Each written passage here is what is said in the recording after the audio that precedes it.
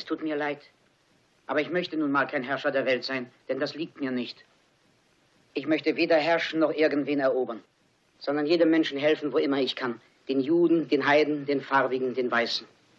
Jeder Mensch sollte dem anderen helfen. Nur so verbessern wir die Welt. Wir sollten am Glück des anderen teilhaben und nicht einander verabscheuen. Hass und Verachtung bringen uns niemals näher. Auf dieser Welt ist Platz genug für jeden und Mutter Erde ist reich genug, um jeden von uns satt zu machen. Das Leben kann ja so erfreulich und wunderbar sein. Wir müssen es nur wieder zu leben lernen. Die Habgier hat das Gute im Menschen verschüttet. Und Missgunst hat die Seelen vergiftet und uns im Paradeschritt zu Verderb und Blutschuld geführt. Wir haben die Geschwindigkeit entwickelt, aber innerlich sind wir stehen geblieben. Wir lassen Maschinen für uns arbeiten und sie denken auch für uns. Die Klugheit hat uns hochmütig werden lassen und unser Wissen kalt und hart.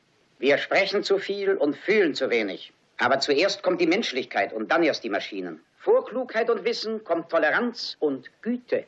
Ohne Menschlichkeit und Nächstenliebe ist unser Dasein nicht lebenswert.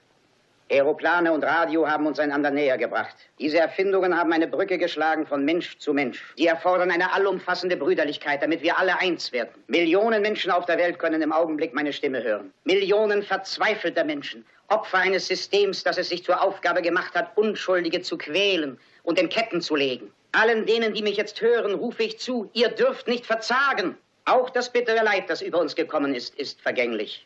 Die Männer, die heute die Menschlichkeit mit Füßen treten, werden nicht immer da sein. Ihre Grausamkeit stirbt mit ihnen und auch ihr Hass. Die Freiheit, die sie den Menschen genommen haben, wird ihnen dann zurückgegeben werden. Auch wenn es Blut und Tränen kostet. Für die Freiheit ist kein Opfer zu groß.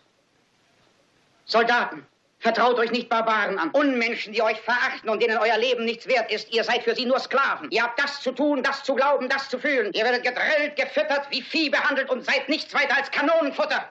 Ihr seid viel zu schade für diese verirrten Subjekte. Diese Maschinenmenschen mit Maschinenköpfen und Maschinenherzen. Ihr seid keine Roboter, ihr seid keine Tiere, ihr seid Menschen. Bewahrt euch die Menschlichkeit in euren Herzen und hasst nicht. Nur wer nicht geliebt wird, hasst. Nur wer nicht geliebt wird. Soldaten, kämpft nicht für die Sklaverei, kämpft für die Freiheit. Im 17. Kapitel des Evangelisten Lukas steht, Gott wohnt in jedem Menschen. Also nicht nur in einem oder einer Gruppe von Menschen. Vergesst nie, Gott lebt in euch allen und ihr als Volk habt allein die Macht. Die Macht, Kanonen zu fabrizieren, aber auch die Macht, Glück zu spenden. Ihr als Volk habt es in der Hand, dieses Leben einmalig kostbar zu machen, es mit wunderbarem Freiheitsgeist zu durchdringen. Daher im Namen der Demokratie, lasst uns diese Macht nutzen, lasst uns zusammenstehen, lasst uns kämpfen für eine neue Welt, für eine anständige Welt, die jedermann gleiche Chancen gibt, die der Jugend eine Zukunft und den Alten Sicherheit gewährt. Versprochen haben die Unterdrücker das auch, deshalb konnten sie die Macht ergreifen. Das war Lüge, wie überhaupt alles, was sie euch versprachen, diese Verbrecher.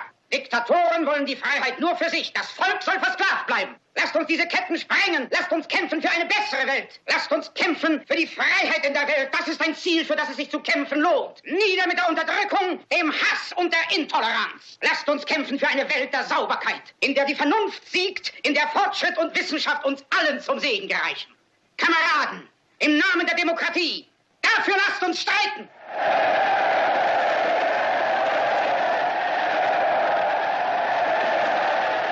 Genug, um jeden von uns satt zu machen. Das Leben kann ja so erfreulich und wunderbar sein.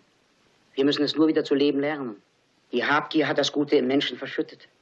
Und Missgunst hat die Seelen vergiftet und uns im Paradeschritt zu Verderb und Blutschuld geführt. Wir haben die Geschwindigkeit entwickelt, aber innerlich sind wir stehen geblieben.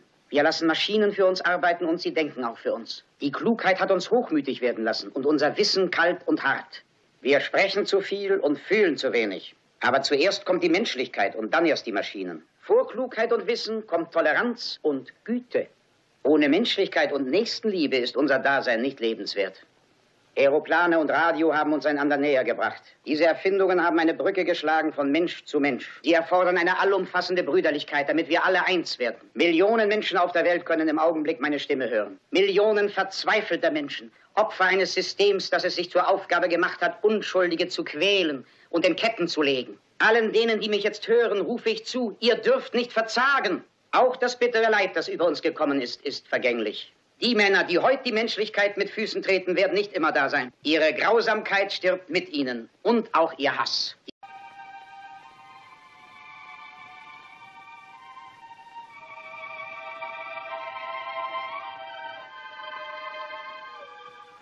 Es tut mir leid, aber ich möchte nun mal kein Herrscher der Welt sein, denn das liegt mir nicht.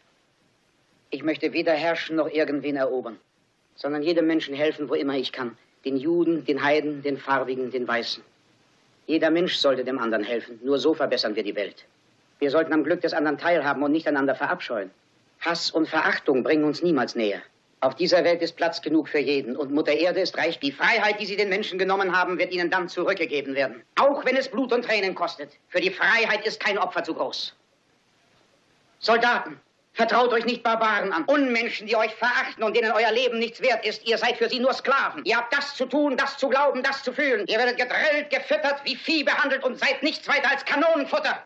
Ihr seid viel zu schade für diese verirrten Subjekte. Diese Maschinenmenschen mit Maschinenköpfen und Maschinenherzen. Ihr seid keine Roboter, ihr seid keine Tiere, ihr seid Menschen. Bewahrt euch die Menschlichkeit in euren Herzen und hasst nicht. Nur wer nicht geliebt wird, hasst. Nur wer nicht geliebt wird. Soldaten, kämpft nicht für die Sklaverei, kämpft für die Freiheit. Im 17. Kapitel des Evangelisten Lukas steht, Gott wohnt in jedem Menschen. Also nicht nur in einem oder einer Gruppe von Menschen. Vergesst nie, Gott lebt in euch allen und ihr als Volk habt allein die Macht. Die Macht, Kanonen zu fabrizieren, aber auch die Macht, Glück zu spenden. Ihr als Volk habt es in der Hand, dieses Leben einmalig kostbar zu machen, es mit wunderbarem Freiheitsgeist zu durchdringen. Daher im Namen der Demokratie, lasst uns diese Macht nutzen, lasst uns zusammenstehen, lasst uns kämpfen für eine neue Welt, für eine anständige Welt, die jedermann gleiche Chancen gibt, die der Jugend eine Zukunft und den Alten Sicherheit gewährt. Welt.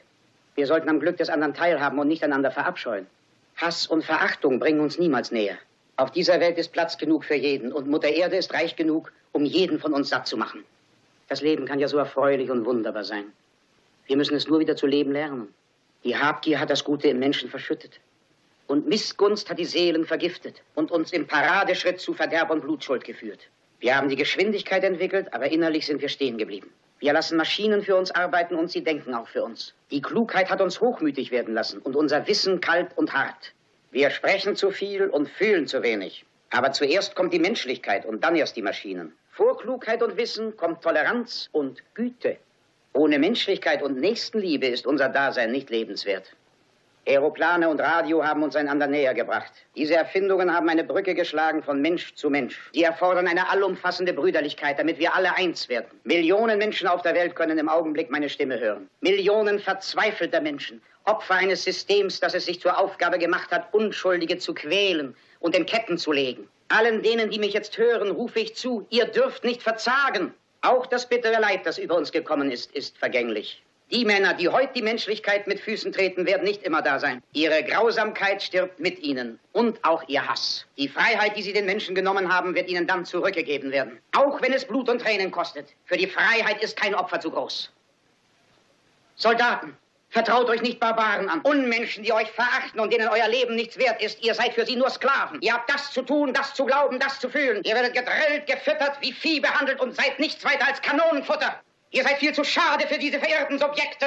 Diese Maschinenmenschen mit Maschinenköpfen und Maschinenherzen. Ihr seid keine Roboter, ihr seid keine Tiere, ihr seid Menschen. Bewahrt euch die Menschlichkeit in euren Herzen und hasst nicht. Nur wer nicht geliebt wird, hasst. Nur wer nicht geliebt wird. Soldaten, kämpft nicht für die Sklaverei, kämpft für die Freiheit. Im 17. Kapitel des Evangelisten Lukas steht, Gott wohnt in jedem Menschen. Also nicht nur in einem oder einer Gruppe von Menschen. Vergesst nie, Gott lebt in euch allen und ihr als Volk habt allein die Macht. Die Macht, Kanonen zu fabrizieren, aber auch die Macht, Glück zu spenden. Ihr als Volk habt es in der Hand, dieses Leben einmalig kostbar zu machen, es mit wunderbarem Freiheitsgeist zu durchdringen. Daher im Namen der Demokratie, lasst uns diese Macht nutzen, lasst uns zusammenstehen, lasst uns kämpfen für eine neue Welt, für eine anständige Welt, die jedermann gleiche Chancen gibt, die der Jugend eine Zukunft und den Alten Sicherheit gewährt. Versprochen haben die Unterdrücker das auch, deshalb konnten sie die Macht ergreifen. Das war Lüge, wie überhaupt alles, was sie euch versprachen, diese Verbrecher. Diktatoren wollen die Freiheit nur für sich, das Volk soll versklavt bleiben. Lasst uns diese Ketten sprengen, lasst uns kämpfen für eine bessere Welt. Lasst uns kämpfen für die Freiheit in der Welt, das ist ein Ziel, für das es sich zu kämpfen lohnt. Nieder mit der Unterdrückung, dem Hass und der Intoleranz. Lasst uns kämpfen für eine Welt der Sauberkeit, in der die Vernunft siegt, in der Fortschritt und Wissenschaft uns allen zum Segen gereicht. Helfen, wo immer ich kann, den Juden, den Heiden, den Farbigen, den Weißen. Jeder Mensch sollte dem anderen helfen, nur so verbessern wir die Welt. Wir sollten am Glück des anderen teilhaben und nicht einander verabscheuen. Hass und Verachtung bringen uns niemals näher. Auf dieser Welt ist Platz genug für jeden und Mutter Erde ist reich genug, um jeden von uns satt zu machen. Das Leben kann ja so erfreulich und wunderbar sein. Wir müssen es nur wieder zu leben lernen. Die Habgier hat das Gute im Menschen verschüttet. Und Missgunst hat die Seelen vergiftet und uns im Paradeschritt zu Verderb und Blutschuld geführt. Wir haben die Geschwindigkeit entwickelt, aber innerlich sind wir stehen geblieben. Wir lassen Maschinen für uns arbeiten und sie denken auch für uns. Die Klugheit hat uns hochmütig werden lassen und unser Wissen kalt und hart. Wir sprechen zu viel und fühlen zu wenig. Aber zuerst kommt die Menschlichkeit und dann erst die Maschinen. Vor Klugheit und Wissen kommt Toleranz und Güte. Ohne Menschlichkeit und Nächstenliebe ist unser Dasein nicht lebenswert. Aeroplane und Radio haben uns einander näher gebracht. Diese Erfindungen haben eine Brücke geschlagen von Mensch zu Mensch. Sie erfordern eine allumfassende Brüderlichkeit, damit wir alle eins werden. Millionen Menschen auf der Welt können im Augenblick meine Stimme hören. Millionen verzweifelter Menschen, Opfer eines Systems, das es sich zur Aufgabe gemacht hat, Unschuldige zu quälen und in Ketten zu legen. Allen denen, die mich jetzt hören, rufe ich zu, ihr dürft nicht verzagen. Auch das bittere Leid, das über uns gekommen ist, ist vergänglich. Die Männer, die heute die Menschlichkeit mit Füßen treten, werden nicht immer da sein. Ihre Grausamkeit stirbt mit ihnen und auch ihr Hass. Die Freiheit, die sie den Menschen genommen haben, wird ihnen dann zurückgegeben werden. Auch wenn es Blut und Tränen kostet. Für die Freiheit ist kein Opfer zu groß. Soldaten, vertraut euch nicht Barbaren an. Unmenschen, die euch verachten und denen euer Leben nichts wert ist. Ihr seid für sie nur Sklaven. Ihr habt das zu tun, das zu glauben, das zu fühlen. Ihr werdet gedrillt, gefüttert, wie Vieh behandelt und seid nichts weiter als Kanonenfutter. Ihr seid viel zu schade für diese verirrten Subjekte. Diese Maschinenmenschen mit Maschinenköpfen und Maschinenherzen. Ihr seid keine Roboter, ihr seid keine Tiere, ihr seid Menschen. Bewahrt euch die Menschlichkeit in euren Herzen und hasst nicht. Nur wer nicht geliebt wird, hasst. Nur wer nicht geliebt wird. Soldaten, kämpft nicht für die Sklaverei, kämpft für die Freiheit. Im 17. Kapitel des Evangelisten Lukas steht, Gott wohnt in jedem Menschen. Also nicht nur in einem oder einer Gruppe von Menschen. Vergesst nie, Gott lebt in euch allen und ihr als Volk habt allein die Macht. Die Macht, Kanonen zu fabrizieren, aber auch die Macht, Glück zu spenden. Ihr als Volk habt es in der Hand, dieses Leben einmalig kostbar zu machen, es mit wunderbarem Freiheitsgeist zu durchdringen. Daher im Namen der Demokratie, lasst uns diese Macht nutzen, lasst uns zusammenstehen, lasst uns kämpfen für eine neue Welt, für eine anständige Welt, die jedermann gleiche Chancen gibt, die der Jugend eine Zukunft und den Alten Sicherheit gewährt. Versprochen haben die Unterdrücker das auch, deshalb konnten sie die Macht ergreifen. Das war Lüge, wie überhaupt alles, was sie euch versprachen, diese Verbrecher. Diktatoren wollen die Freiheit nur für sich, das Volk soll versklavt bleiben. Lasst uns diese Ketten sprengen, lasst uns kämpfen für eine bessere Welt. Lasst uns kämpfen für die Freiheit in der Welt, das ist ein Ziel, für das es sich zu kämpfen lohnt. Nieder mit der Unterdrückung, dem Hass und der Intoleranz.